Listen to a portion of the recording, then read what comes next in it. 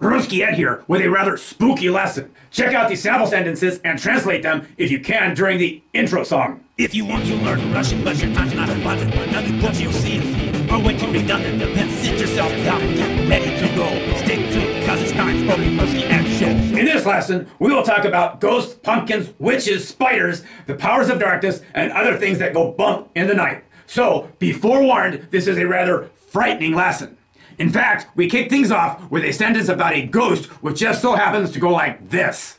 He said he saw a ghost. The focus word for this sentence is привидение, and привидение means ghost. By the way, another word that also means ghost is призрак. But in this sentence, we use привидение.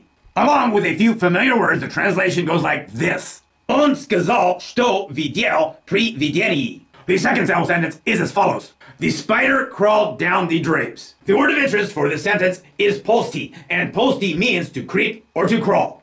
Interestingly, polsti is a concrete verb, and its abstract counterpart is polzats, for your information. Two other useful words for this translation include pauk, which means spider, and zanaveska, which means curtain or drapes. Along with a couple other words, the following translation is derived. Pauk pols veniz po zanaveski. Using a form of spolsti, which means to climb down, an alternative translation goes like this. Pauk spols po zanaveski. The time for sentence number 3 has arrived.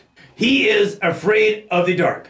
Two useful words for this translation include boyatsia, which means to be afraid or to fear, and temnota, which means darkness. Using the proper forms of these words, along with the word for he, we wind up with the following translation. On boyitsia temnoti. Moving on now to sample sentence number 4. A black cat is sitting on the porch. Of course, chorny means black, kot means cat, and sidiat means to sit. But the focus word for this sentence is krylьцо, and krylьцо means porch or stoop.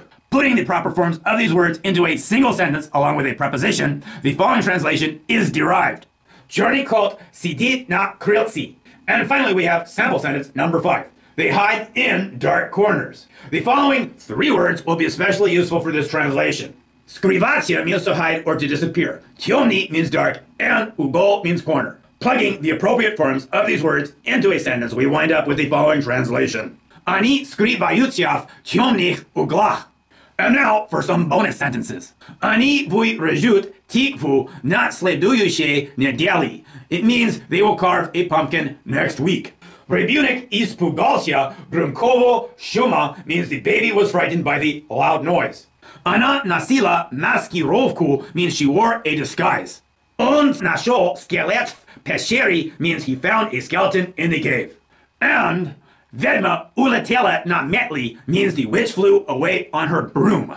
The focus words for this lesson include привидение means ghost. Polsti means to creep, темнота means darkness, крыльцо means porch, and тёмный means dark. Rusky Ed, signing out now. До свидания! You made it to the end of the lesson, and watching Rusky Ed is better than guessing. The more you learn, the more you know. Come back for the next Rusky Ed Show.